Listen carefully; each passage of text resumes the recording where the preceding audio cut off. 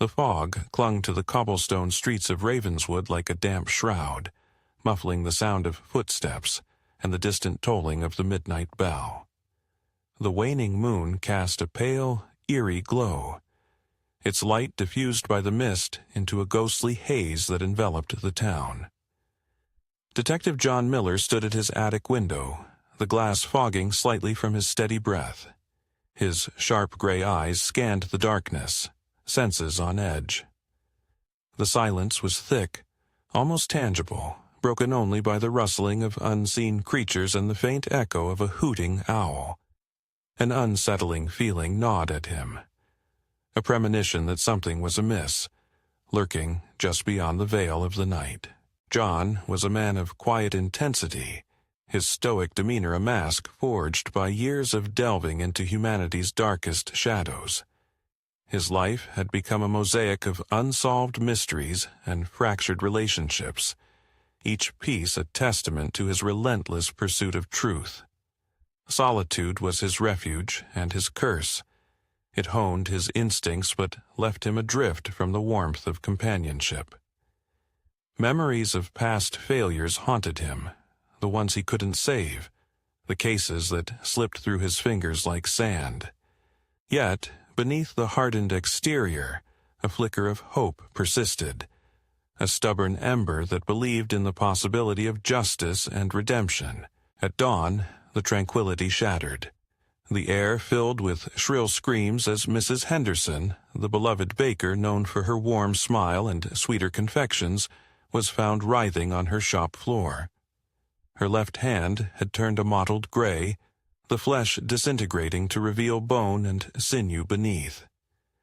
The scent of fresh bread was overpowered by the stench of decay. Word spread rapidly, and soon John was racing through the panicked streets. He arrived to a scene of chaos, townsfolk gathering, faces etched with fear and disbelief.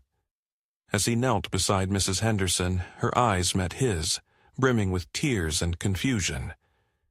"It started with a tingling," she whispered hoarsely.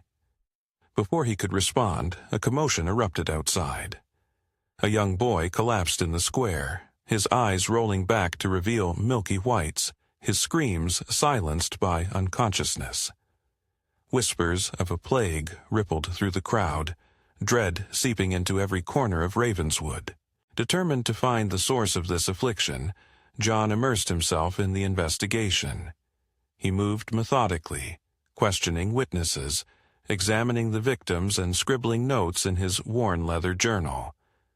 Dr. Whitmore, the aging town physician, was baffled. "It's as if their bodies are decaying from the inside out," he muttered, wiping sweat from his brow.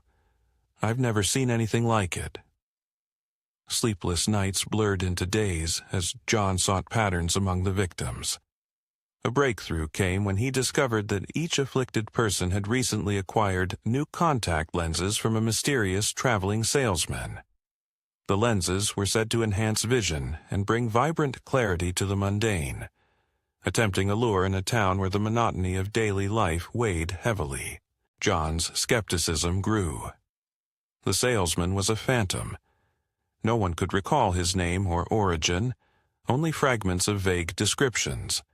A charming smile, eyes that seemed to shift in color, a voice that was both soothing and compelling. The lenses themselves appeared innocuous, but under the magnifying lens of his old microscope, a sinister truth was revealed. Tiny, thread-like organisms writhed within the translucent material, coiling and uncoiling with a life of their own. A chill ran down his spine as the realization settled in. These were not merely lenses, but parasitic entities designed to infiltrate and corrupt from within. The very objects that promised enhanced sight were blinding the town to a creeping horror. As the gravity of the situation intensified, John sought help from the townspeople, but fear had rendered them paralyzed and distrustful. The infection spread rapidly. More cases surfaced, each more grotesque than the last. Limbs deteriorated, skin turned ashen and sloughed off, and the once lively streets became a procession of the sick and the dying. Desperation fueled John's resolve. He tracked the salesman's movements, piecing together his trail, but it led to dead ends and fading memories. Reports of sightings contradicted each other, as if the man could change his appearance at will. The fog thickened, both literally and metaphorically, casting Ravenswood into a perpetual twilight. In a moment of introspection, John realized he had to confront the nightmare head-on. Gathering the remaining lenses, he devised a plan to bait the source. With reluctance, he placed a pair of the lenses into his own eyes, the cold material settling uncomfortably against his irises. The world sharpened unnaturally. The fog lifted, colors intensified, and shadows deepened. He could see movements in the periphery, dark shapes slithering just out of sight. As night fell, he stood alone in the town square, the heart of Ravenswood silent save for the sound of his own heartbeat. Suddenly, figures emerged from the darkness, the infected, drawn to him like moths to a flame. Their bodies moved jerkily, limbs twisting in unnatural angles, eyes vacant yet fixed upon him. Leading them was the salesman, his visage shifting like smoke, eyes glowing with an ethereal light that pierced through John's soul. "Why are you doing this?" John shouted, his voice echoing off the silent buildings. The salesman smiled, a chilling curve of the lips that held no warmth. "Evolution," the figure replied, the word dripping with malice. "Your kind seeks progress, but you are blind to the path. We offer transcendence." John felt a crawling sensation behind his eyes. The parasites were stirring, attempting to seize control. Summoning every ounce of willpower, he fought against the intrusion, his mind a battleground of thoughts and alien whispers. With a sudden surge, he tore the lenses from his eyes, the thin membranes ripping slightly as he did. Pain seared through him, but clarity returned. In a final, desperate act, he flung the lenses to the ground and set them ablaze with a lantern snatched from a nearby post. The flames roared to life, consuming the parasitic fragments. A piercing scream erupted from the salesman and the horde, a sound that resonated with primal agony. The figures convulsed, their forms dissolving into ashes that danced upward into the night sky. The oppressive fog began to recede, the air clearing as if a great weight had been lifted. John collapsed to his knees, exhaustion and relief washing over him in waves. The distant horizon brightened, a sliver of dawn promising a new beginning. As the sun rose, casting golden hues over the battered town, the survivors emerged cautiously from their homes. The streets bore silent witness to the chaos, discarded belongings, scorch marks, and the lingering scent of smoke. Relief was tempered by grief. Too many lives had been lost or irrevocably changed.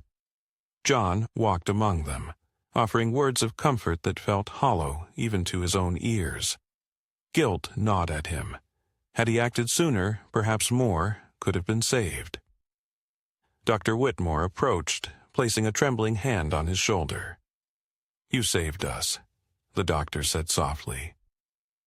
John shook his head, his eyes distant. "At what cost?" he murmured. He knew the true battle was not just against external horrors but the shadows within, the fear, the doubt, the isolation that threatened to consume him. In the days that followed, Ravenswood began the slow process of healing. The townspeople came together, stitching wounds both physical and emotional. Laughter returned hesitantly, like a fragile bird testing its wings after a storm. But for John, solace was elusive. The echoes of the salesman's final words haunted him, a reminder of the thin line between humanity and the abyss. Standing at the edge of town, he gazed toward the horizon where the road disappeared into the dense forest. The journey ahead was uncertain, but he knew he couldn't stay. There were other shadows, other towns that might face the same fate. With a heavy heart yet unwavering resolve, he stepped forward, the path unfolding before him. The fog lifted. and for the first time in a long while, John felt a glimmer of purpose. A beacon guiding him through the encroaching darkness.